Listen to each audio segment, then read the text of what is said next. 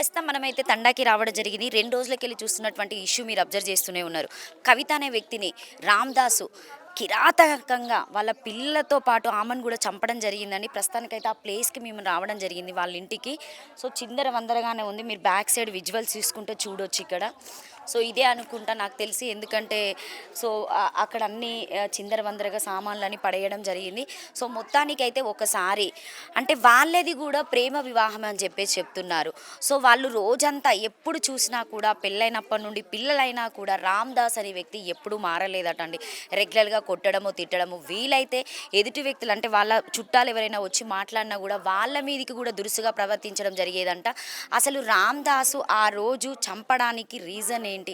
అంటే అంత కక్ష ఏంటి? సో, అంటే హస్బెండ్ అండ్ వైఫ్ ఎప్పుడైనా గొడవలు పెట్టుకుంటూనే ఉన్నారు. క్యాజువల్‌గా కలుస్తూ ఉంటారు. కానీ పిల్లల్ని చంపేంత దరిద్రమైనటువంటి సిట్యుయేషన్‌లో రామ్‌దాస్ ఎందుకు అలా తయారయ్యిండు? ఓన్లీ ఒకటే మందుకు బానిసయ్యిండని చెప్పొచ్చా?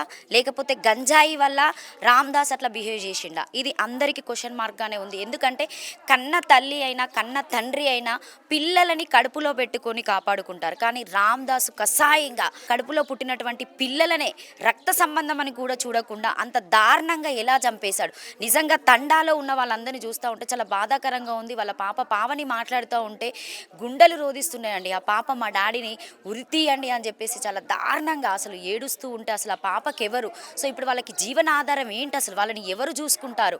సో, ముఖ్యంగా ఈ విషయాన్ని అయితే ఖచ్చితంగా ప్రభుత్వం వరకు తీసుకెళ్ళాలి. ఖచ్చితంగా తండావాసులు కూడా వాడిని ఉరి తీయాలి. ఎందుకంటే తండాలోకి వస్తే మాకు కూడా భయమేస్తుంది. ఎప్పుడైనా ఈ గొడవ పెట్టుకున్నప్పుడు కూడా మేము వెళ్ళినా కూడా రామ్‌దాస్ అనే వ్యక్తి మమ్మల్ని గూడా బట్టలు లేకుండా కూడా రోడ్ల మీదకొచ్చి భయంకరంగా మమ్మల్ని గూడా తిట్టేటోడు. మళ్ళా తెరలో వచ్చి నార్మల్‌గానే మాట్లాడేవాడని జెప్పేసైతే చెప్పడం జరుగుతుంది. నిజంగా చిన్న పిల్లలండి. వాళ్ళకి ముగ్గురు అమ్మాయిల తర్వాత ఒక బాబు పుట్టాడంట. ఆ బాబు చాలా అందంగా ఉంటాడని జెప్తున్నారు. అసలు ఆ బాబుని ఎట్లా చంపాడసలు? సో, నిజంగా వాడసలు మనిషా? అసలు మృగమా? నిజంగా వాడు మనిషికే పుట్టిండా? అంత దారుణంగా కన్న పిల్లల్ని ఎట్లా చంపుతారండి?